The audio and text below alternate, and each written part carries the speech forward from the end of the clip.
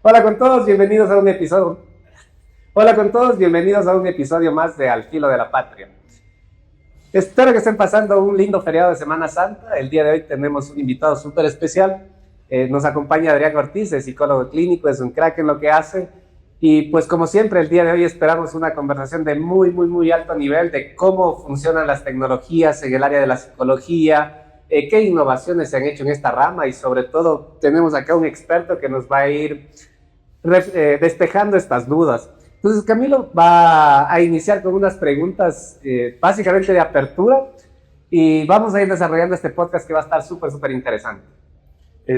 Ya, muy bien. La primera pregunta que queremos realizar aquí en el Filo de la Patria es una pregunta que le venimos realizando a casi todos nuestros invitados y es, ¿qué tecnologías ocupas tú en tu día a día? Por ejemplo, es que te levantas y ya sabes que vas a ocupar, por ejemplo, esa aplicación o, por ejemplo... Sí, en lo profesional también. Ajá. Claro ¿Qué que sí. sería eso? Bueno, primero, muy buenas noches a todos y agradecerles por la apertura, ¿no? Por la invitación de poder compartir aquí con cada uno de ustedes. Y respondiendo directamente a la pregunta, desde que, más bien dentro de la parte profesional, lo que yo manejo bastante es primero el tema de la computadora, enviar previamente a mis pacientes las citas, ¿sí? Por medio de WhatsApp. Utilizo un poquito también el ChatGPT para poder organizar la información, ¿no? La información que yo requiero con los pacientes. Tener, o de alguna manera, me facilita también esta parte de organización, pero para un tema de comunicación adicional. A veces hay algunos pacientes que requieren, por ejemplo, hay algo más grave que suele pasar a ellos, entonces es importante también poder comunicarme con los familiares, ¿sí? Hay algo también importante que son los test automatizados, son test que nosotros como profesionales directamente le mandamos a los pacientes, ¿no? Y con eso podemos hacer las evaluaciones clínicas que requerimos. Más allá de todo esto, quisiera partir con una verdad a medias que se dice muchas veces y me gustaría que tú lo puedas aclarar un poco de que ahora, como bien es cierto, los medios de comunicación permiten ampliar alguna idea, alguna cosa. Muchos creen que la psicología es una moda y yo creo que no va por ese lado. Coméntanos un poco cuál es tu criterio al respecto. Sí, de hecho la psicología hace años atrás, siempre la sociedad tenía un poquito ese concepto de que es para locos, que es para personas que no necesitan ningún tipo de ayuda, para personas que solo van con psicólogos, la gente que tiene problemas, ¿no? Correcto. En la actualidad ya es muy diferente. Hay muchas personas que están rompiendo ese tabú desde la parte psiquiátrica, la parte médica, la parte psicológica, y lo que nosotros estamos haciendo es como que dar esa nueva brecha para que la tecnología conjuntamente con la psicología se vaya adaptando y vaya haciendo como que una evolución mucho más fuerte. Por ejemplo, alguien que, como tú lo dijiste, no es necesario estar deprimido o algo así para estar a terapia. ¿Qué es lo que hace una persona que, digamos, entre comillas, aparentemente está bien, o sea, que no tiene un cuadro súper grave?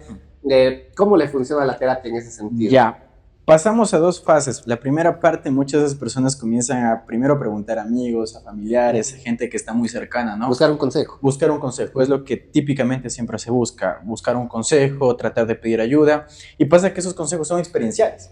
Entonces, mi experiencia jamás será la misma de la otra persona. Si a mí me fue mal en alguna relación o tal vez yo estoy pasando por alguna crisis emocional, hay personas que te dicen, sabes que mira, todo va a estar bien, va a estar tranquilo, o son pequeñeces, pero la otra persona lo minimiza. La realidad es que cuando tú vas viendo un contexto mucho más real, algo más está pasando y tal vez la historia cambia un poquito diferente. Entonces, tal vez desde ahí es como que la primera parte en donde nosotros tenemos que trabajar. Y la segunda parte, ya dentro de un proceso terapéutico propiamente, nosotros como profesionales acompañamos primero en el dolor. Cada persona tiene un dolor totalmente distinto y ese dolor pues hay que validar.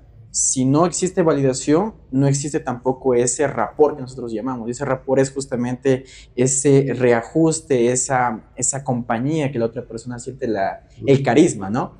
Y se siente mucho mejor.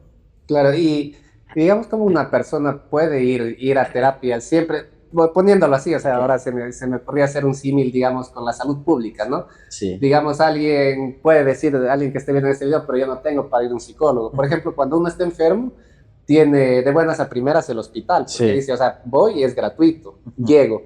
Y obviamente no va a ser de pronto una atención dedicada, pero de alguna manera, ¿me entiendes? O sea, sana la emergencia, por así decirlo. En el caso de la psicología, ¿existe algo parecido? Sí. Cuéntame un poco. Dentro de la psicología también existe en el sector público, ellos también están abastecidos justamente con el tema de profesionales, la parte clínica, la parte psiquiátrica, la parte neurológica que también a veces se necesita, ¿no?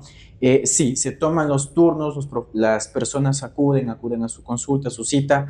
Tal vez hay un poquito, ¿no? Esta parte del sistema a nivel de salud público, donde los turnos suelen ser con un cierto determinado de tiempo, ¿sí? Y cuando se envía al paciente a que pueda volver a la consulta, por lo general yo en la parte privada lo hago cada 8 días, para volver a revisar, para tener tareas, para ver qué ha pasado.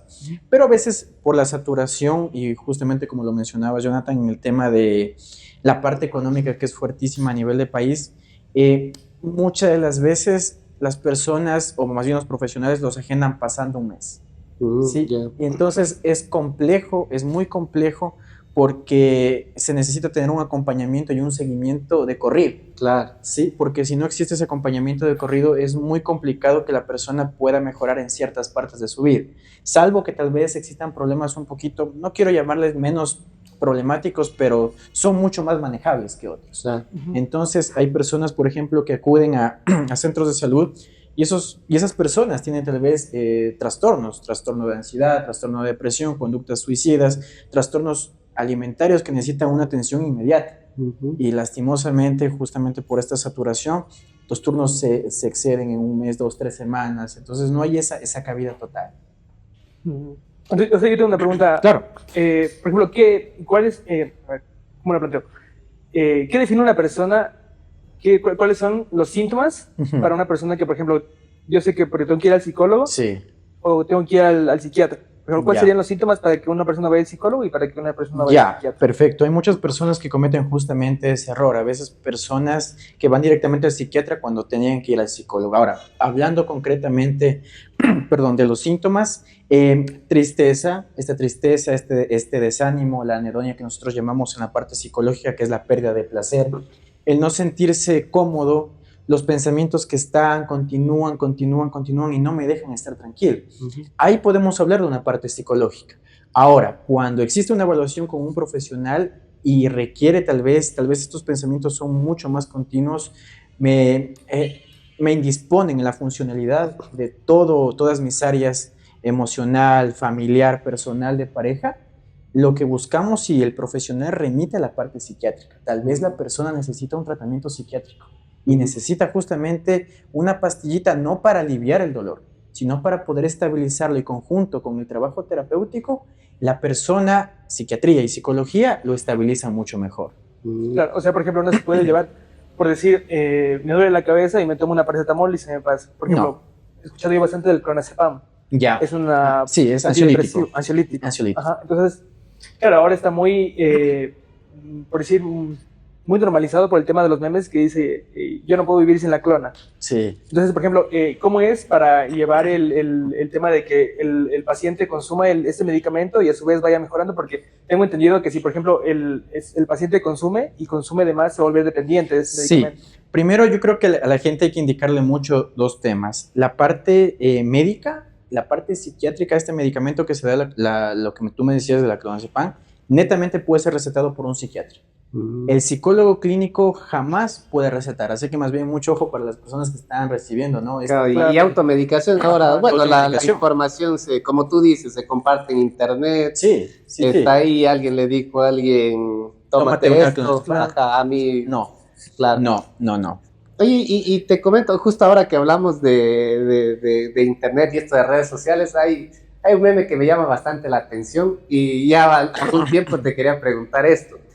Y está muy viralizado, quiere decir que existe una duda detrás. Okay. Y dice lo siguiente, me da miedo ir al psicólogo porque me va a cambiar como yo soy. Ya, ok. ¿Qué hay de cierto en eso? ¿Qué hay de mentira? Cuéntanos un poco. Ok, esa parte es súper interesante, porque el psicólogo no cambia quien tú eres. Eso es un mito y es totalmente falso. Nosotros no cambiamos a la otra persona.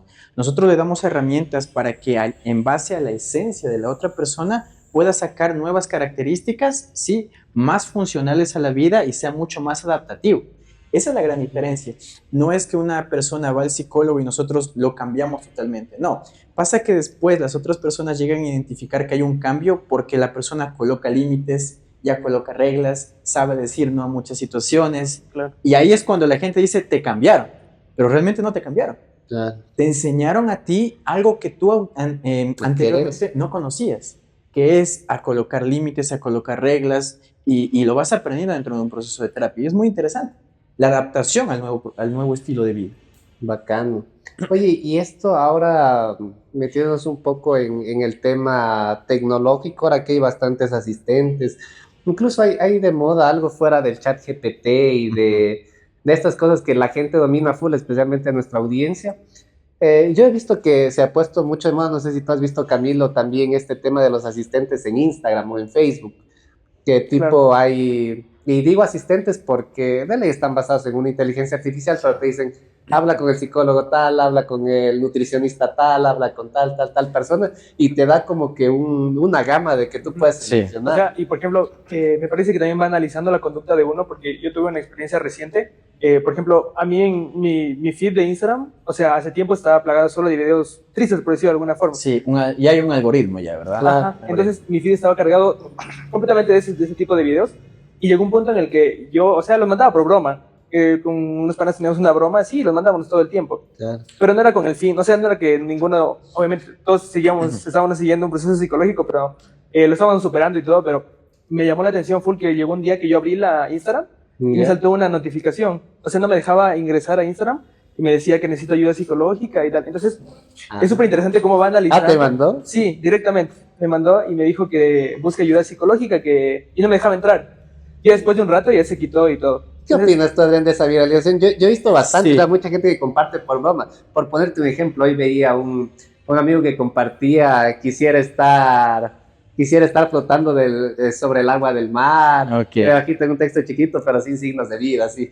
Entonces, Claro. o sea, bueno, no sé si está bien o mal que me parezca gracioso, pero no sé si detrás de eso hay un trasfondo y la gente que comparte eso de pronto puede interpretarse como una broma realmente, o hay algo más allá, porque estas cosas se viralizan, no es que lo comparte uno, dos, hay un montón de gente. Bueno, yo creo que más allá de eso, de una broma, hay que ser muy responsable con la audiencia y con las personas que están viendo algo detrás de un contenido. Claro. A veces nosotros somos muy responsables. Yo digo nosotros porque como sociedad compartimos un montón de situaciones que realmente pareciera que fueran bien vistas, pero quien está detrás muchas veces dice, bueno, tal vez estoy pasando por una situación similar, ¿será mejor acabar con mi vida? Y lo ve. Entonces, tal vez aquí es un llamado un poquito más para la responsabilidad y la corresponsabilidad de lo que estamos compartiendo. Ahora, llega la otra parte, la parte en la que tú nos mencionabas justamente de este algoritmo, ¿no? Que se genera en las personas cuando comienzan a ver ese tipo de videos. Hay algo muy interesante. Muchas personas comienzan a ver muchísimo, o preguntar incluso a ChatGPT cómo se sienten. Y de hecho, en algún momento yo hice la prueba y dije, bueno, ¿cómo estás? Y cuando yo estaba en una institución un poquito trabajando en la vida universitaria, con mis estudiantes hacíamos casos reales. Compartíamos casos y ese caso era justamente de intercambio. ¿Cómo lo haría sentir mejor? Y son herramientas que se utilizan. Pero el problema de esto es que cuando no son correctamente manejadas, las personas lo pueden tomar como una experiencia terapéutica. Y no es real. Sí, no es real. Y eso la gente tiene que tener mucho cuidado. Porque las pantallas, cuando no son bien establecidas o no se ve el contraste real de la información, se lleva a otro mundo. Y ese mundo es justamente un mundo de ilusión frente a una terapia totalmente falsa. Entonces, eso también hay que analizar muchísimo. Creo que la psicología es un área con muchos matices, o sea, no Sí. es blanco, negro, tiene sus matices intermedio y creo que deberíamos tener responsabilidad. Y dicho sea de paso, lo que tú dices me llama full la atención, porque nosotros que codificamos cosas, muchas de las veces, sobre todo en algoritmos de búsqueda y de recomendación, mientras mejor recomiendes lo que el cliente busca, Claro, lo tienes. claro, Sí. y es mejor para alguien que vende un producto, porque de pronto tú dices en Instagram, alguien le gusta este tipo de contenido, entonces como plataforma le muestras más de eso, Exactamente. pero no le das un límite. No. Entonces, claro que ahí sí sería la psicología, sobre todo en este tema de algoritmos de búsqueda y de estas notas, debería haber un acompañamiento psicológico porque no solamente es el sentido comercial, o sea, de mostrar al cliente lo que está buscando, porque, por ejemplo, que alguien, me invento, o sea, con todo el respeto, alguien esté buscando una soga, por ejemplo, y el algoritmo le va a ir recomendando más de esas cosas, Sí. pero de pronto sin un límite o sin alguna cosa. Entonces, Sí, o se pueden ir identificando patrones que ya los hacen algunas plataformas, sobre todo las más conocidas, pero las nuevas, Emergente. claro, no van a tener este tipo de recomendación y más que todo por la falta de conocimiento, porque a mí me coge de nuevo mucho de lo que estamos hablando acá y me parece súper interesante. ujú. De hecho, dentro de esta parte de las plataformas, sí, es verdad lo que dice Jonathan y es muy correcto, no hay un límite de lo que se consulta, salvo que ya existan como que una búsqueda constante, llegan ese tipo de notificaciones o algo, o esos algoritmos llegan a ese tipo de notificaciones. Claro, con nosotros, por ejemplo, esto me saltó a mí recién cuando lleva un mes casi. Ya. Mes y medio, alrededor de, sí, un mes y medio. Y, o sea, y claro, en ese proceso yo llevaba una ayuda psicológica porque estaba Terapia, pasando ok. estaba pasando por un momento de mi vida en el que necesitaba ayuda psicológica y, o sea, yo lo comenté a mi psicólogo y más que todo le hice la pregunta, o sea, le dije, o sea, que si estaría bien todo lo que yo comparto y tal. Entonces, me dijo una como reflexión que, o sea, me pareció súper interesante que dijo que mientras lo que yo vea en las redes sociales no se salga a mi vida real y no lo intente aplicar, por decirlo de alguna Sí. forma, está bien. O sea, y claro, Claro. obviamente tengo que dejar de consumir ese tipo de contenido y empezar a consumir otro contenido. Sí, por eso nosotros hay que saber el contenido también que compartimos. O sea, es lo que decía bastante la corresponsabilidad hacia las personas que están detrás. Sí, compartimos un montón de chistes, un montón de memes y ni siquiera sabemos qué es el trasfondo. O sea, a alguien más le va a afectar. Totalmente. Hay alguna vez que, por ejemplo, como les mencionaba, yo trabajaba en la parte universitaria y hacíamos un análisis de memes o un análisis de frases amorosas. Ya. Sí, y esas frases amorosas eran muy interesantes. Una de ellas era, por ejemplo, el amor lo puede todo. Ujú. Y con mis estudiantes conversábamos en su momento y decíamos, bueno, es que realmente el amor no lo puede todo. Porque cuando tienes la parte de comunicación, la resolución de problemas, la negociación, ¿cómo hablamos? Claro. Sí. Y ahora que tocamos un poco el tema filosófico, la psicología va bastante atada a la moralidad y a la ética. A la ética sí, a la moralidad no. Son dos cosas muy distintas. Nosotros en la parte ética manejamos lo que es esta parte confidencial, los acuerdos, el paciente llega, nos cuenta sus problemas, sus temas y todo, y la parte ética está ahí. Salvo nosotros hacemos esa ruptura cuando el paciente se encuentra en una situación caótica o que le genere a él o a ella alguna parte tal vez donde se atente contra su vida. Ejemplo, el paciente tal vez está con temas de conducta suicida, pues bueno, nosotros tenemos que alertar a los familiares, ¿sí? Porque si no nosotros somos corresponsables dentro de un hecho que tal vez se puede suscitar y automáticamente la legalidad nos cae a nosotros, ¿sí? Entonces hay ciertos momentos donde el psicólogo rompe ese silencio, pero hay otras partes donde, bueno, temas de relaciones, temas de problemáticas sociales o psicosociales, nos quedamos nosotros con ese tema y vamos trabajándolo en base a la línea del paciente. O sea, lo pregunto por algo, o sea, esto es como un preámbulo. Solo para responder esa parte interesante que es la moral. Nosotros no trabajamos con la moral porque bajo nuestro criterio profesional, de hecho, ningún profesional tiene que trabajar bajo su línea ni religiosa, ni incluso su línea sexual, ¿sí? No se puede trabajar ese tipo de situaciones. ¿Por qué?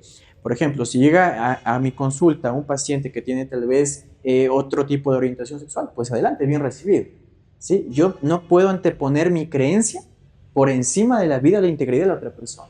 Y también ahí te hago un adicionamiento que quisiera que me lo aclares. Digamos, y no puede estar de pronto implícito, o sea, digamos que un psicólogo tenga un direccionamiento sin que tú te des cuenta como psicólogo, o sea, no eres consciente de que estás parcializando. ¿En qué sentido? ¿Por qué te pregunto esto? Para ponernos un poco filosóficos. Porque es muchas veces lo que está pasando con la inteligencia artificial actual. Okay. Que la inteligencia artificial dice, soy imparcial, o sea, ese es justamente uno de los preceptos.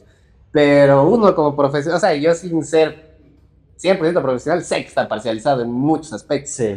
Por ejemplo, lo hemos conversado igual en muchas cosas con Camilo. ¿Por qué? Porque justamente la inteligencia artificial no va muy diferente como pensamos nosotros. De hecho, se basa en redes neuronales y está basado en la mente humana. Entonces, el algoritmo te da respuestas en base a lo que conoce. Y si su universo de conocimiento es esto de acá, sí, pues la misma respuesta se va a parcializar. ¿Por qué? Porque, o sea, no por mala voluntad o por malas cosas, sino porque está limitado. Y más o menos te decía que si podemos hacer una reflexión al respecto, ¿Por qué? Porque, digamos, tú al ChatGPT ahora mismo le dices, dibújame un indígena de la Amazonía Sur. Y probablemente te saque un indígena ojos azules o algo así. Ok. ¿Por qué? Porque no tiene una base de conocimiento al 100% actualizada de Sí. cómo está esta nota. Entonces, sí o sí se va a parcializar hasta que tenga una base de conocimiento súper más amplia. Y ahora no se diga la mente humana o la mente nuestra, que obviamente Sí. nos vamos a parcializar, como te digo, no conscientemente, pero de pronto, porque es lo único que conozco. Sí, yo en algún momento veía un podcast escuchaba un podcast muy interesante Este aquí. sobre Otro podcast. otro podcast muy interesante sobre lo que es esta parte de la inteligencia artificial y la psicología. El ser humano es tan imperfecto que ese es el punto de la perfección. ¿Sí? El ser humano es tan imperfecto que ese es el punto de la perfección. ¿Por qué? Porque por más tecnología que exista, no se va a poder reemplazar de alguna manera lo que el ser humano hace. Por ejemplo, desde que se llega a consulta, sí, hay una parte que puede, tal vez, de inteligencia artificial tener algo más parcializado. Una respuesta como decir, bueno, voy a darle esta respuesta por un algoritmo, etc. Pero el ser humano, en este caso la parte terapéutica, desde que tú llegas a la consulta, te hace sentir bien, te hace sentir cómodo, te dice, oye, sabes que mira, increíble, cómo estuvo tu día, tal. Y por más inteligencia artificial, ahora ya este tema de robots, ¿no? Que existen, por más que exista eso, no se va a poder sustituir. Se podrá hacer las mismas funciones, sí, pero no una sustitución emocional. Tal vez ahí hay que tener mucho cuidado que no entremos a una parte incluso de trastornos y normalización, que ahí es otro tema un poquito más complicado.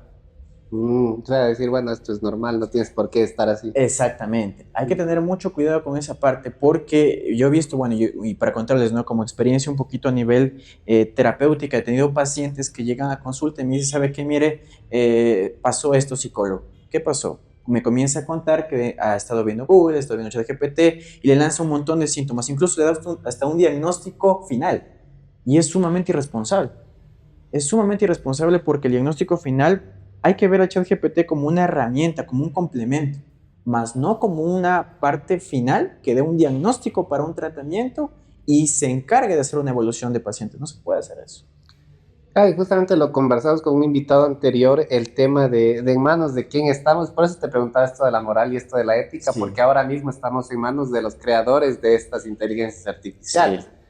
Pero de pronto, y ya existen, por ejemplo, inteligencias artificiales en la Deep Web que no tienen limitantes, por decirte. Entonces, te puede preguntar literal cualquier cosa y te va a dar un resultado. Sí. Entonces, es bastante importante tener claro estos límites tanto de la ética, de la moral, como sociedad, como humanidad, porque sí está medio complejo ese asunto y da mucho que pensar. Es sumamente complejo porque si nosotros no lo manejamos, como digo, de forma correcta, vamos a utilizar la inteligencia artificial de una forma que no se tiene que utilizar. Por ejemplo, que tal vez un profesional en la parte clínica comience a hacer toda una historia clínica basándose en lo que dice ChatGPT es muy inexacto. Claro. ¿Sí? O generar como presunciones de diagnósticos también. Para eso está el profesional. El profesional es el que se encarga justamente en dar esta línea. El ChatGPT ayuda de alguna manera. El profesional, líbrame de esta duda, ¿el profesional de psicología tiene un juicio? O sea, toma, de alguna manera en ciertos casos da un juicio de valor hacia la persona. No. Porque, por ejemplo, digamos es lo que, donde el ChatGPT se vería limitado hipotéticamente, ¿en qué sentido? Que el ChatGPT te dice, oye, puedes hacer esto, incluso, o cualquier inteligencia artificial que utilices, incluso te da opciones, opción 1, opción 2, opción 3, Sí. pero nunca te dice usa esta, o sea, te sugiere. Entonces ahí, claro, o sea, si dices que no, ya me mataste el argumento, justamente era que de pronto un profesional te puede ayudar a inferir o sea, qué es lo mejor para ti. Dentro de la parte terapéutica es como colocar en una mesa. Al paciente se le coloca algunas situaciones que pueden pasar. Son los pros y los contras, como balances decisionales. Jamás interfiere en este caso en nosotros esta toma de decisiones. Algún paciente me decía en algún momento, ¿sabe qué? Y le parece, psicólogo, que tal vez yo me vaya de viaje allá y comparte con la persona. Bueno, yo lo que le menciono es, no estoy ni de acuerdo ni de desacuerdo. Simplemente es la decisión que tú tienes que tomar. Ahora, quiero que te bases en todo lo que hemos trabajado para que tú tomes la decisión más correcta para ti.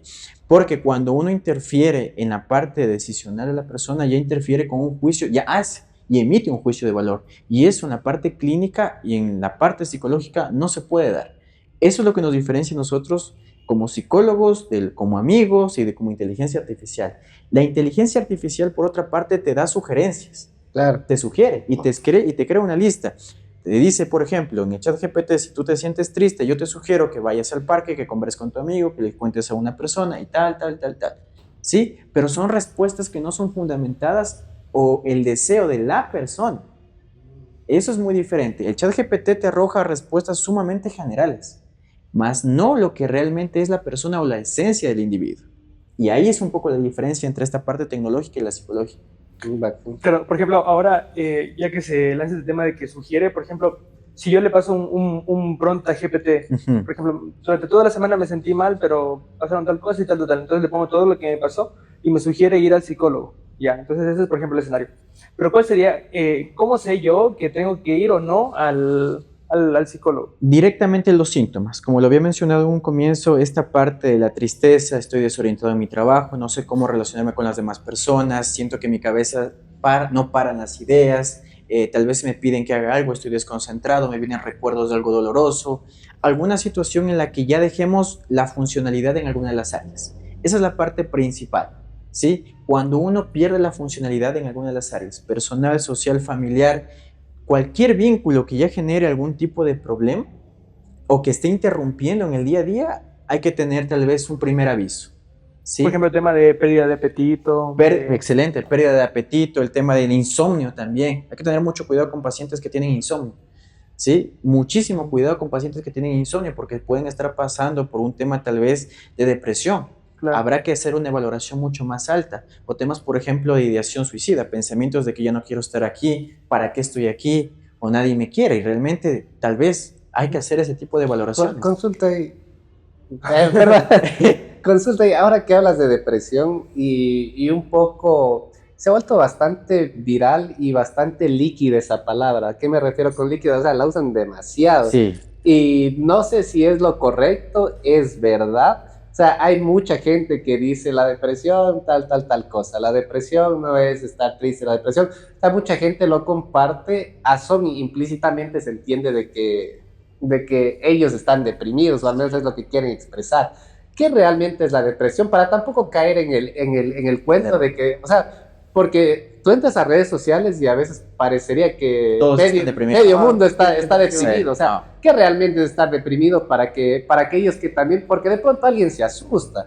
Y yo alguna vez me asusté también, porque uno se llega a cuestionar y yo decía, de verdad que tanta gente comparte, y yo me preguntaba a mí mismo, ¿será que yo también soy deprimido? Claro. ¿Alguna nota? Sí. Entonces, capaz que alguien más tiene esa duda, no soy solo yo. O sea, ¿qué es realmente estar deprimido, Daniel? La depresión es un trastorno de estado de ánimo. Afecta directamente, en este caso, el relacionamiento que tenemos con otras personas, afecta directamente en las actividades que nosotros hacemos. ¿Por qué es un trastorno de estado de ánimo? Porque nosotros nos impide o de alguna manera nos genera malestar hacer lo que supuestamente en un comienzo a nosotros nos gustaba. ¿Malestar físico? Malestar físico, emocional. Hay diferentes tipos de depresión. Hay una depresión que, por ejemplo, que es la depresión mayor. Esta depresión viene acompañada con intentos autolíticos. Hay otro tipo de depresión que es el tema de cortarse, el tema de atentar con la vida, el tema de, por ejemplo, yo tomo medicamentos, no quiero estar más en este mundo, ¿sí? Va de la mano con estos intentos de golpe por quitarme la vida. Viene otro tipo de depresión, que es la distimia. ¿Qué es la distimia? La distimia es un tipo de depresión mucho más ligera, mucho más suave, por así decirlo, pero que tiene y comparte rasgos con el individuo. Por eso a veces vemos personas que solo pasan bravas, solo pasan enojadas, cualquier cosa que se les dice es como que no quiero hacer esto, no quiero hacer aquello, y uno va por el mundo y dice, bueno, ¿sabes qué? Esa persona solo pasa enojada, solo pasa de mal carácter, y usted tal vez ni siquiera sepa y tiene un tema de distimia, y esta distimia es como que más suave, pero es progresiva en el tiempo, más crónica. Es constante. Claro, es crónica. Y ahora, ¿qué no es estar deprimido? Ya, no estar deprimido es, por ejemplo, que tal vez yo estoy aquí, no sé, trabajando y se cayó, por ejemplo, ese equipo y bueno, me siento triste, me siento molesto Sí, es un malestar emocional normal. Temporal. Temporal, exacto. Esa es la palabra, la temporalidad. ¿Sí? Tengo un tiempo para poderlo vivir y un tiempo para yo sentirme mal, ofuscado o frustrado conmigo mismo. Pero hasta ahí muere. ¿Sí? No lo llevo más allá a cuestionarme cómo estoy yo realmente en mi vida, no lleva más allá al tema de incluso de llanto, un montón de situaciones así, ¿no? Entonces, es la temporalidad conjuntamente con esta parte de cómo nosotros lo sabemos sobrellevar. Así, por ejemplo, ¿habría un tiempo estimado, por decirlo de alguna forma? Por ejemplo, una semana, 2 semanas de estar con el mismo malestar o no. Sí, ¿O bueno, es distinto de cada persona? una semana es bastante en realidad. Una semana para saber que el celular se me cayó y me siento mal, una semana es demasiado. Me siento molesto en ese momento porque me toca comprarme otro, no sé de dónde sacar el dinero y me pregunto, ¿y ahora qué era? Sí, es normal, toda persona pasa por ese malestar. Es un malestar tal vez de un día, 2 días, por ahí. Está más bien atípico, Es creo. atípico, sí, es atípico. Entonces, hay que también diferenciar ahora cuando esos pensamientos son de 2 semanas, 3 semanas, 4 semanas, y ya me comienzo a cuestionar que no sirvo para esto, que cómo se me va a caer, que qué ofuscado que soy, que tal, tal, tal. Ahí Ya algo está pasando. algo está pasando. Claro. O sea, por ejemplo, he escuchado bastante y el psicólogo con el que yo estuve me dijo que, por ejemplo, la ansiedad viene de la mano con la depresión. Sí. ¿Es verdad esto? Sí. ¿Y por qué se explica? No, es vete a tu psicólogo. No, ¿Cuál es la Ay, explicación? No, de- es real. Muchas veces, a ver, no podemos tampoco ser tan tajantes y decir ansiedad y depresión siempre van de la mano. ¿Tienen una corresponsabilidad ambos? Sí, porque cuando estoy depresivo comienzo a generar un sinnúmero de pensamientos, por lo generalmente negativos. Y esos pensamientos negativos me vuelven a tener a mí una parte ansiosa, ¿sí? Y no sé qué respuesta darle a eso. Incluso dentro de la depresión, como trastorno, la parte diagnóstica, hay trastorno mixto ansioso-depresivo. Podemos definir ansiedad porque esa también es otra palabra bien, Ajá, bien famosa. claro, sí. Depresión y ansiedad Ansiedad. también es como... El- Igual, podemos hacer el mismo ejercicio que es ser ansioso y Claro. qué no es ser ansioso. Claro que sí, el trastorno de ansiedad igual es un trastorno de estado de ánimo donde las personas comienzan a tener un sinnúmero de situaciones, su cabecita no calma, comienza a pensar y a sobrepensar un sinnúmero de situaciones. Es decir, para armar, por ejemplo, todo esto lo pensé como 20,000 veces, hasta estar seguro. Me genera palpitaciones, sudoración, la taquicardia, genera en mí esa respuesta de no estar tan seguro hasta yo saber que todo está perfecto, ¿sí? Y como no está perfecto, comienzo a sobrepensar nuevamente. ¿Y qué no es ansiedad? ¿Y qué no es ansiedad? La ansiedad igualmente es que tal vez estamos pasando una situación similar, el tema de la silla, no sé, o mañana tengo trabajo, bueno, comienzo a pensar en que tal vez no he preparado lo que tengo que hacer para mañana y comienzo a estar preocupado, pero igual es temporal, es momentáneo hasta que presente la tarea o mi jefe me dé la respuesta Y volví. y volví a él. Claro. ¿Sí? Pero hay que tener también ojo a eso, cuando la respuesta es por largo tiempo y existe una cronicidad en esos pensamientos, hay que también ser muy lúcidos para tener en cuenta que tal vez no estamos pasando por una parte ansiosa. Hay que tener muy en cuenta eso. Claro, y la ansiedad a veces te lleva a la depresión. Claro.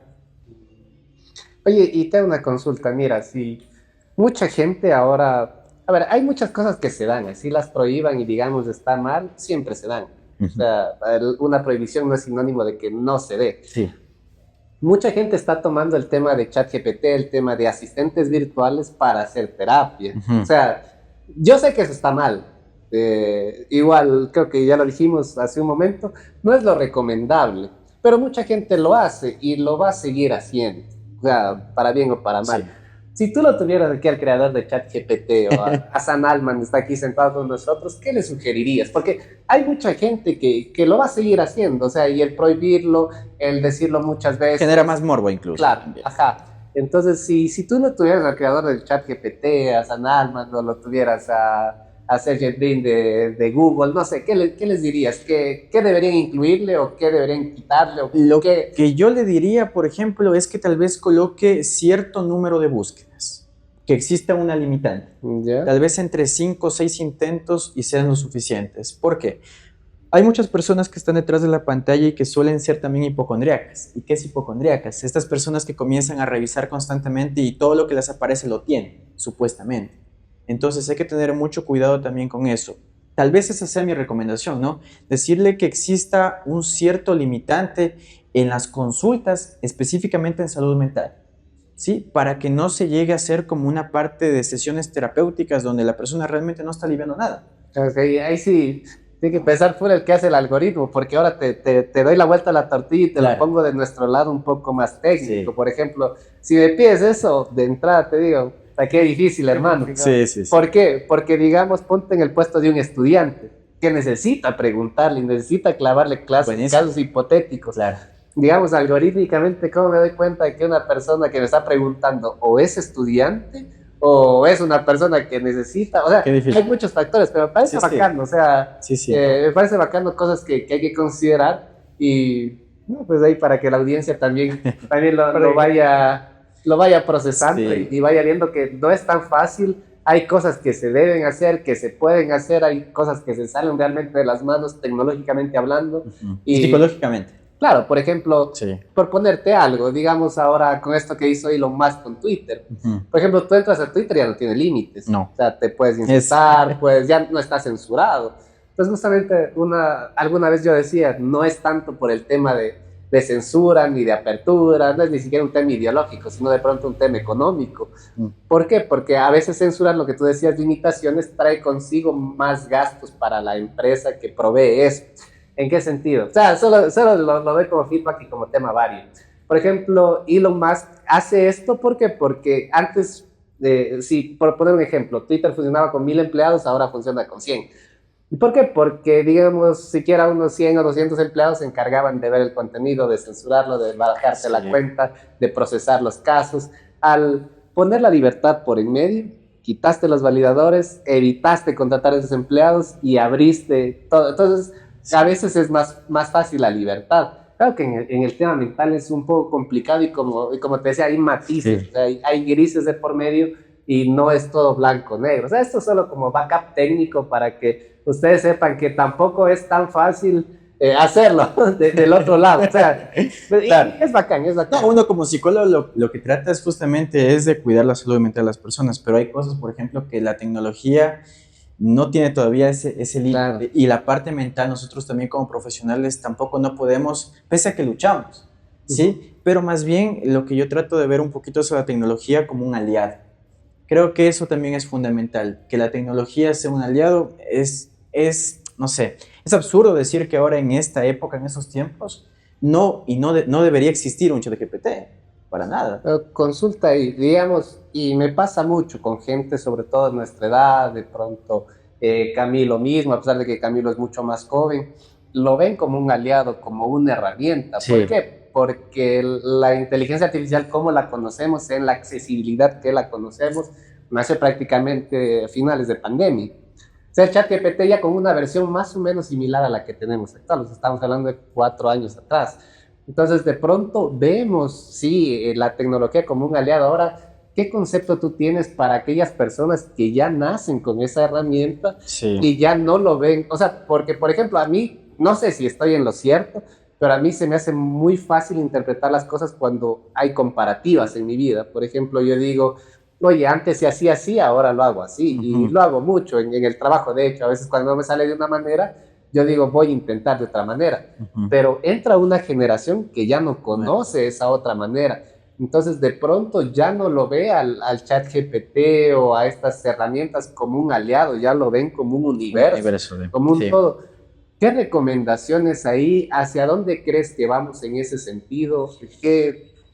A ver, la recomendación es bastante complicada. Yo creo que el tema del estudio de una persona, al menos de un psicólogo que está en formación, por ningún motivo debe determinarse. ¿Por qué lo digo? Lastimosamente, tomo un poquito palabras que mencionaba hace un momento, tenemos profesionales donde directamente para hacer un diagnóstico utilizamos el ChatGPT y si no da tal diagnóstico que nosotros queremos, entre comillas, no desarrollamos habilidades y eso no se puede hacer. La recomendación tal vez, aunque como digo es muy complicada, estudiar, que las personas, que la nueva generación, independientemente de la inteligencia artificial, lo vean como un acompañante, ¿sí? Un ejemplo claro de esto, en mi consulta, cuando yo trabajo con el tema de pacientes, yo siempre anoto, pero ¿qué se puede hacer ahora? Cuando uno anota, pues uno sabe su letra, ni su letra a veces se entiende. ¿Qué puede hacer ahora? Toma una foto y pide a ChatGPT, ¿sabes qué? Organízame esta información, ¿sí? Pero ¿quién fue el precursor o el que hizo todo? Yo inicié y simplemente utilicé la inteligencia artificial para que ordene de mejor forma y estructure de mejor forma para yo entender cómo sería incluso un proceso, un tratamiento de un paciente. Sí, pero es diferente a como a veces se utiliza el ChatGPT de colocar síntomas y los síntomas dan posibles diagnósticos sin ni siquiera haber hecho una evaluación ni ver la historicidad de un paciente. Es importante hacer las historias clínicas desde el nacimiento, el parto, cómo fue el nacimiento, la parte familiar, social, personal, sexual, todo. Sin eso... Ahora te hago una consulta ahí. Mira, nosotros a nivel de datos, ahora, todas las personas, como tú lo dijiste, somos diferentes, cada cual tiene su caso, pero a nivel de datos, muchos datos se repiten. Sí. Así creas que no, siempre se repiten. Por ejemplo, hoy hablaba con un cliente en temas de marketing y decía, bueno, yo vendo estos productos a este sector social, a este sector con este poder adquisitivo, con este costo de ticket. Y aunque no lo creas, te lo juro que cada una de esas personas ha de pensar, yo soy diferente, yo soy diferente, yo soy diferente, yo soy diferente, pero llegas a agrupar los datos y te das cuenta que mucha gente es igual, y me arriesgaría a decir, claro, que estamos hablando de lo que nosotros llamamos data lakes, que son lagunas de datos, que deben haber comportamientos que son similares, o sea, un poco, digamos, ya masificando a nivel mundial. ¿Y por qué digo esto? Porque quiero dar apertura a una pregunta nueva que se lo hice a una persona de... Yo te quiero responder esa parte antes de... Yo te quiero responder. Te voy a poner y te voy a volver con la siguiente pregunta. Más que pregunta, con el siguiente ejemplo. Yo escribo en este momento en ChatGPT lo siguiente. Adrián se siente triste, no está comiendo bien y me pregunto, ¿qué tengo yo? ¿Cuál crees que es la respuesta que puede ser por ChatGPT? No te voy a dar una respuesta muy genérica porque el contexto es muy poco. Perfecto. Posiblemente si yo pido un diagnóstico, en ese momento me va a dar, tal vez usted está pasando por un tema de depresión. Me encasilla de golpe con dos síntomas que he dicho, a diferencia de... Pero ahí te la devuelvo. Claro. Mira, lo que decía Camilo es verdad. Tú le hablas al ChatGPT todos los días. Sí. No solo una vez, le vas dando contexto todos los días. Hoy me levanté así, hoy me siento triste, voy haciéndole bitácora y te va guardando sesiones. Sí. Entonces, por eso te digo, a eso voy con lagunas de datos. ¿Y por qué voy a este sentido? Por ejemplo, mucha gente habla de que ahora el ChatGPT es la segunda revolución industrial, uno es la tercera. Sí. Solo para ejemplificarlo, los que dicen la segunda hablan de que la segunda revolución industrial fue la globalización, o sea, ya que hayan aviones, barcos, que nos podamos conectar con el mundo y toda la nota.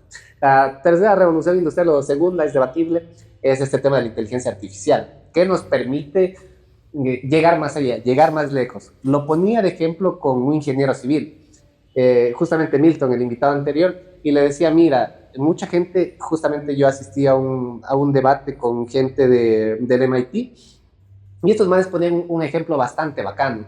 Ellos decían, bueno, mira, de pronto con la nueva revolución industrial, claro que se quitan muchas plazas de trabajo. Sí. Mucha gente, digamos, dirá, bueno, la inteligencia artificial puede reemplazar a los psicólogos o alguna nota así, pero te lo planteo desde este punto de vista que lo planteaban ellos y quiero que lo lleves a tu contexto. Claro. Por ejemplo, ellos decían, digamos que tú tienes, o sea, así como haces un edificio con lo que tienes, lo haces, me invento, en 6 meses, ¿ya? Con las nuevas herramientas o algo así, tú lo puedes hacer al mismo en 3 meses, con menos mano de obra, con menos todo. Entonces cualquiera diría que se van a perder las manos de obra. ¿Por qué? Porque necesitas menos gente, lo automatizas más, pero en cambio estos manes tienen una perspectiva un poco más ambiciosa. Ellos decían, bueno, tal vez lo hagas en 3 meses, pero eso te permite, si antes abrías un frente de trabajo, ahora puedes abrir 100 frentes de trabajo al mismo tiempo. O sea, en lugar de construir un edificio, ahora puedes construir 100 y la mano de obra que tenías nunca se pierde, sino más bien aumenta. Y de eso se trata una revolución industrial. No de quitar plazas, sino también con la maquinaria. En el caso de la revolución industrial, no hacías un carro, de pronto los que decían se van a perder manos de obra. ¿Por qué? Porque una máquina hace un carro en 3 días, lo que antes nos demorábamos 3 meses, por decir. Entonces la gente creyó en ese momento de una manera muy, muy prematura que iban a perder sus plazas de trabajo, cuando era lo opuesto. O sea, en realidad se masificó, hacían más carros, eso permitió que cada familia tenga un carro en su casa, la producción aumentó. Celulares. Ahora te lo pongo en el terreno de la psicología. De pronto, y no tanto como manera de ataque a los psicólogos, mucho menos, o sea, de que podemos llegar a patrones comunes. Sí. O sea, que con la inteligencia artificial tú puedes masificar esto y decir, bueno, este individuo de aquí tiene un patrón común y yo como ChatGPT puedo tratarlo hasta cierto punto. Sí. Y llegan los psicólogos y en lugar de quitar plazas de trabajo, llegamos con la psicología, digamos, si ahora convencionalmente llega, o sea, la psicología como área del conocimiento llega a ciertas personas que me invento. Digamos que ahora la psicología llega a 1 millón de personas, por decirte, en el Ecuador, de los 17 millones de habitantes que somos. Entonces, o más creo que ya somos. Entonces, digamos, con la inteligencia artificial podemos llegar a 10 millones de personas. O sea, lo que antes era una necesidad para 1 millón se convierte para 10 millones. Los psicólogos no pierden trabajo, más bien se masifican, pero empezamos a identificar comportamientos y empezamos a hacer bitácoras con el ChatGPT, pero va a llegar solo hasta cierto punto. ¿Qué opinión te merece esto? ¿Crees que vamos a llegar a ese punto? Porque si me lo preguntas a mí, creo que no estamos muy lejos de eso, pero más bien nos permite una masificación y un atendimiento a más áreas, tal cual como el Internet. Antes permitía que solo los que tenían dinero llamen, ahora hay planes para todo el mundo, para llamar, para conectarse a Internet. ¿Qué opinión te merece eso? A ver, lo que tú me has mencionado es súper interesante, de verdad. Súper interesante porque es también un llamado justamente para que la inteligencia artificial sea un masificador de lo que es la salud mental. O sea, sin duda alguna potencializa lo que es la salud mental porque las atenciones son mucho más altas. Pero hay algo que tal vez estamos olvidando y la confidencialidad. ¿Quién está detrás de todo eso? No rompemos el vínculo confidencial que justamente está en esa parte del psicólogo y solo entre el terapeuta y el paciente es. Son los riesgos, Son los riesgos, ¿no? Es el mismo riesgo que tú corres al crearte un Facebook. Claro que sí. O sea, claro que estamos expuestos. O sea, sí. Creo que es algo... Lo llevo, Jonathan, perdón, llevo un poquito más allá. Hablamos de estos riesgos, ¿no? La confidencialidad. ¿Y qué se hará en esos casos? Porque detrás de eso va a estar, no sé, bueno, me imagino que tienen que estar personas especializadas justamente en la inteligencia artificial. Pero ¿qué pasa con eso? Se rompe la confidencialidad. Es decir, rompemos no solo la intimidad del paciente, sino incluso rompemos el vínculo que tiene con el profesional, ¿verdad? Creo que son los riesgos que van ligados a la tecnología. Y te pongo un caso que pasó recién, que fue el de Cambridge Analytica. No sé si alguien de la audiencia lo conoce. Ya pasó esto que tú mencionas, por ejemplo, con cuentas de Facebook. O sea, se filtró una base de datos con cientos de miles de contraseñas y alguien las cogió por ahí y puede ingresar. O sea, creo que eso es un riesgo inherente a la tecnología. La seguridad es un riesgo inherente a la tecnología, porque tú vas, o sea, decirte que no va a pasar es mentir a la audiencia y va a pasar. Con seguridad alguien va a hackear esas bases de datos. Ahora, yo creo que eso no va a impedir que alguien siga desarrollando esa tecnología. Es más, yo les cuento también a la audiencia que hay investigaciones y de hecho se han lanzado proyectos. Hay 3 proyectos que se lanzaron en el mundo. Me parece que uno es en Ucrania, el otro es en Estados Unidos, donde se intentó justamente hacer lo mismo que tú nos cuentas con el tema de Facebook e Instagram. Se usó eso. Lastimosamente quedó a medias y esos proyectos no fueron del todo pagados por el tema de la confidencialidad. Sí, porque cuando entras a la parte confidencial rompes ya ese protocolo. Claro. Esa es la brecha. Yo creo que esa es la brecha entre la parte tecnológica y la parte también psicológica. Todavía, claro. Por ahora, ¿no? Quién sabe cómo se la puede manejar mejor, pero es súper interesante también cómo se la podría dar. Tal vez es una nueva generación incluso para nosotros como psicólogos vivir esta parte de cómo vamos a adaptar en caso de que, bueno, no está tan lejano de que se pueda hacer esto, ¿no? Que tú mencionas. En algún momento, por la época del COVID, ¿quién conocía el tema del Zoom? Y nos tocó. Sí, nos tocó a todos asumir un tema del Zoom. ¿Cuántas personas no fueron atendidas por Zoom, por videollamada? Y ahora, en la actualidad, incluso quedó implementado la videoterapia. Se trabaja con los pacientes en línea y, de hecho, ha ayudado tanto que nosotros ya no solo nos quedamos ni siquiera en Loja ni en Ecuador, sino que hemos trascendido. En lo personal, por ejemplo, yo doy terapias a personas que están en el extranjero. Gracias a la tecnología. O sea, nosotros, como digo, tenemos que ver la tecnología desde un punto de vista real, opcional también, si nosotros queremos, pero ¿qué va a pasar? Y verlo como un aliado. Si nosotros comenzamos a verlo desde el punto de vista de que no, que va a reemplazar, no, ese no es el punto. Y por último, existen ese tipo de cosas. Tal vez la persona que vaya a reemplazar tiene que darle ciertas características. Tal vez ahí tú me vas a corregir ciertos ciertos caracteres, ¿no? Para que pueda funcionar de cierta forma, ¿no? El tema es verlo como un aliado. Y como yo les decía, por ejemplo, nosotros en la psicología utilizamos test automatizados. La tecnología nos da y nos indica las puntuaciones. Se puede utilizar. ¿Qué hacemos? Agilizamos procesos de estar calificando, de estar a mano. Ahora también he visto, por ejemplo, el tema de los televisores. La educación es increíble. Antes el profesor, ¿cómo era? Pasaba en su pizarra, borraba todo. Ahora no, ahora a un clic borraste toda la pizarra y repites. O sea, decir que nosotros no estamos en esta vanguardia es imposible, y que el psicólogo no debería también de actualizarse en conocimientos también es imposible. Es más, es nuestra obligación. Hay que irse actualizando. Ahora que hablaste de la pizarra, me acuerdo de que primero la evolución de nuestra generación, la que viene después, ya creo que la nuestra, ya estudiaba en el pizarrón, tocaba ahí copiando así. Profesor que boteaba La siguiente evolución fue que ya todo el mundo tenía celular, porque Sí. no era tan asequible, ahora lo es. un sonido. Y luego de eso ya le tomas foto a la pizarra y que sea uno por debajo, así, y luego nos pasaba. Claro. Y luego ya ahora veo que los profesores ya te pasan por WhatsApp los deberes, y ahí las plataformas tecnológicas. De hecho, solo Adaptación. claro, de hecho ustedes me darán la razón. Ahora, solo se graba una llamada o se graba una nota de voz y automáticamente te genera un cuadro ilustrativo de todo lo que pasó en esa reunión. Ya. O sea, hay que verla también de esa forma la tecnología, y eso también sirve, pero hay que ver qué límites también nosotros no podemos romper. La confidencialidad, que no se puede romper bajo ninguna circunstancia. Habrá que analizar y ver qué es lo que pasa también a futuro. Claro, o sea, ahora con esto que tenemos el tema de futurista, me vino una duda y se la quiero plantear a los dos, y es una duda que siempre le venimos planteando a todos los invitados que han venido. Claro.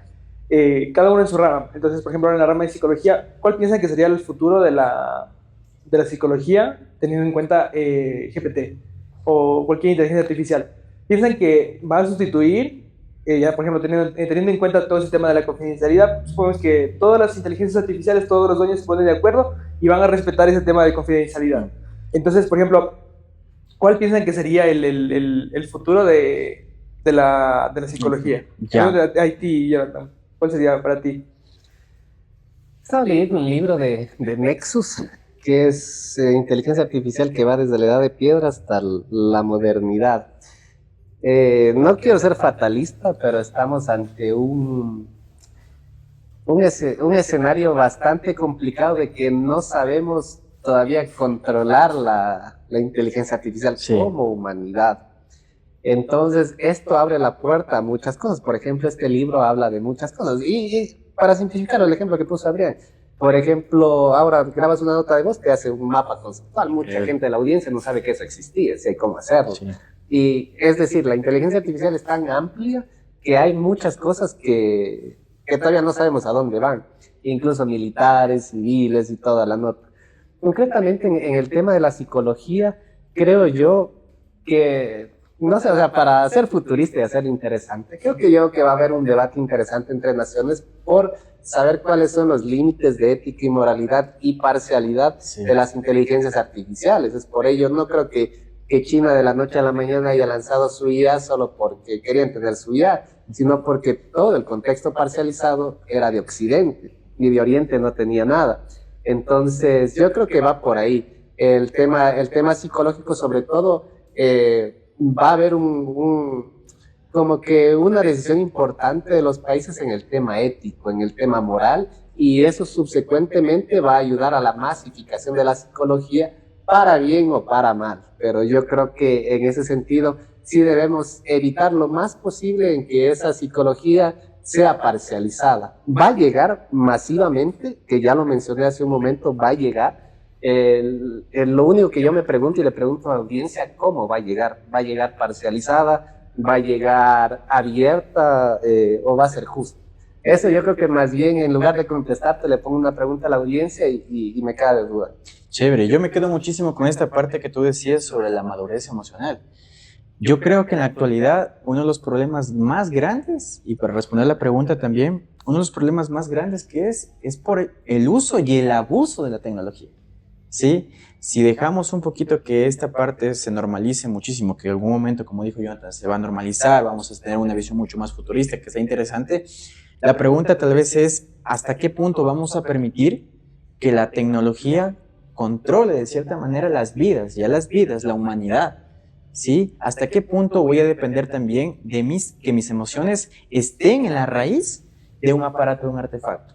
Volviendo un poquito a lo que Jonathan mencionaba, si en algún momento la tecnología forma parte más aún de lo que ya está, ¿cómo nosotros lo vamos a manejar? ¿De qué forma tal vez el ser humano, la madurez emocional, cómo lo vamos a adaptar? ¿Será que tal vez creamos mejor o mejoramos la salud mental o más bien la empeoramos? ¿O las personas que están detrás empeorarán en su salud mental? Eso también es algo muy interesante, ¿sí? Y yo creo que si vemos la visión futurista, sí, es una parte futura increíble, el futuro increíble, pero también la tecnología no nos va después a consumir tal vez. ¿Hasta qué punto también es interesante? De tarea. Skynet nos viene persiguiendo desde el primer Camilo, ¿qué capítulo. piensas? Yo pienso que, o sea, y me gusta tener buenos pensamientos. No quiero pensar que va a venir Skynet. O sea, y solo para complementar, perdón, con eso complemento esta partecita tan interesante, ¿no? Al día, la pregunta para la audiencia y para los que estamos aquí, ¿cuántas veces usted revisa el celular? Chuta. Ya, esa es la respuesta, chuta. ¿Cuántas veces no revisamos el celular? Ahora la pregunta, ¿usted podrá dejar el celular de lado 1 o 2 semanas? ¿Una semana podrá? Imposible prácticamente, porque por el celular pasa el trabajo, y tú me darás la razón. En el celular está WhatsApp, y en el WhatsApp está todo el trabajo de una persona. ¿Y en qué momento nosotros nos damos un espacio para nosotros mismos? Si vamos al punto de vista de que el futuro va a ser 100% más tecnológico. El futuro es hoy, como dijo Dewey. A ver, entonces yo pienso que se llegaría a una utopía. Sí. Entonces, es lo que les decía, que yo pienso que todos los gobiernos y también las empresas, porque son al fin y al cabo quienes nos gobiernan, Sí. van a llegar a un consenso y, o sea, a mí me gusta pensar que la inteligencia artificial, al menos de aquí, en un futuro, ponerle unos 100, 150 años, no nos va a poder superar todavía a los humanos. Siempre vamos a tener esa partecita ahí que no va a poder, no va a poder superarnos. Entonces, ya para ir finalizando ya con esa intervención, una pregunta que le quería hacer, y ahora que tenemos un experto aquí en el tema de la mente y todo, es mentalista. Malo. Quería preguntarle sobre la IA consciente, que es lo que veníamos debatiendo también ya hace podcasts anteriores, que es que ¿cree que en algún momento va a haber una IA consciente o no? No sé si hablarlo de forma que sea una IA consciente como tal. Una IA revolucionaria, sí. Mucho más, entre comillas, humana, acercado al humano, sí. Pero consciente, llevado a la parte humana al 100%, no. No, porque nosotros, el ser humano, como le mencioné, hay que ser sinceros, en la parte psicológica, una IA no te va a generar la emoción que cuando una persona te da un abrazo. Cuando alguien está llorando, a veces lo único que necesita es que se le coloque la mano en el hombro y ¿sabes qué? Mira, descarga emocionalmente lo que tengas que hacer. O uno en terapia lo que hace es justamente dar las indicaciones al paciente. Inicia con la respiración, paras, continuemos, pero eso incluso hasta con un tono de voz distinto. Sí, y todo eso no está aún preparado. Tal vez en un futuro puede que sí, pero no sé si una IA más consciente. Bacán. Yo creo que esta charla ha estado súper bacana, súper interesante. Adrián, te agradecemos mil el que hayas venido, que te hayas tomado un tiempo para conversar con nosotros y sobre todo compartir con la audiencia estos temas que son de alta relevancia.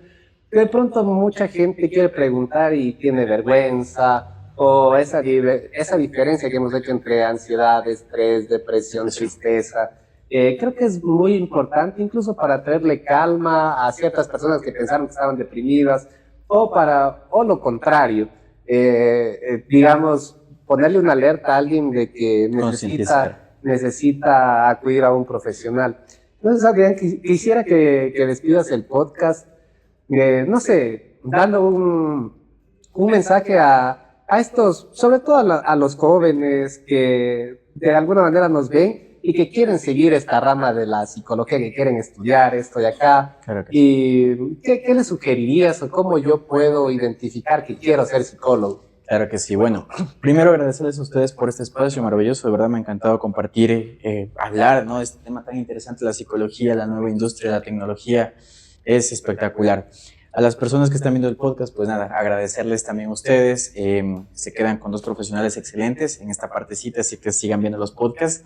Y si usted desea estudiar psicología, recuerde que la psicología es una parte apasionante. No solo estudiamos la mente ni la conducta de las personas, sino también somos mucho más humanos y más empáticos con las demás. Así que hágalo, métale pasión a la parte psicológica.